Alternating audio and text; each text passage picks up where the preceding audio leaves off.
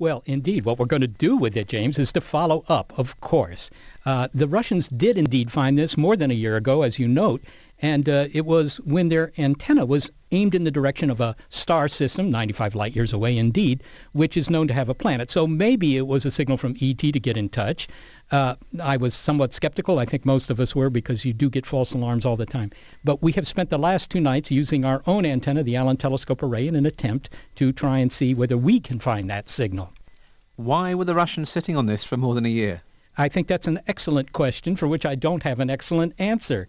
It could be. I mean, this is total supposition, but they would have known that had it been a convincing signal from their point of view for extraterrestrial intelligence, I'm sure that they would have called up somebody at another observatory and said, hey, you guys give this a try. Here are the coordinates. Go look at it yourselves, and, we'll take the Nobel Prize, but you guys verify it. And they didn't do that. So that makes me suspicious of the fact that they might not have been convinced themselves. Right. I mean, how many tip-offs a year do you get, and how many do you act on? Well, we have had several of late, actually. There's this very interesting star, KIC 8462852, a very attractive name for a star, but it is known to occasionally dim by as much as 1/5. And some people have suggested, well, there's maybe an alien megastructure that's getting in the way of the light of that star. So we spent about a week looking at that star system. No joy, we didn't find anything. But on the other hand, that's a very far away star. This one is very much closer. So I would say, several times a year we look at something that is, if you will, in the news, as opposed to our regular program of looking at thousands and thousands of nearby star systems. So how are you differentiating between an alien civilization that's trying to contact us and just some background noise or background energy?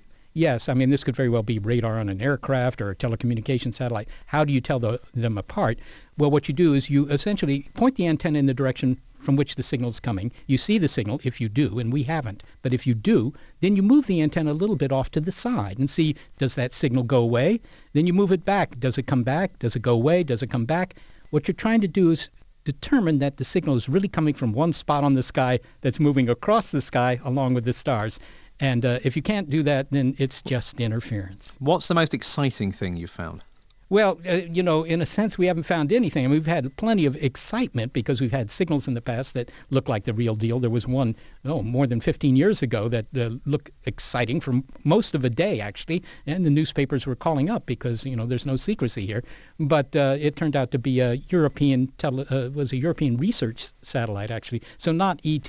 But look, that's the way it's going to be. It's like Captain Cook in the Pacific. He's going to see a lot of mirages before he discovers a new island.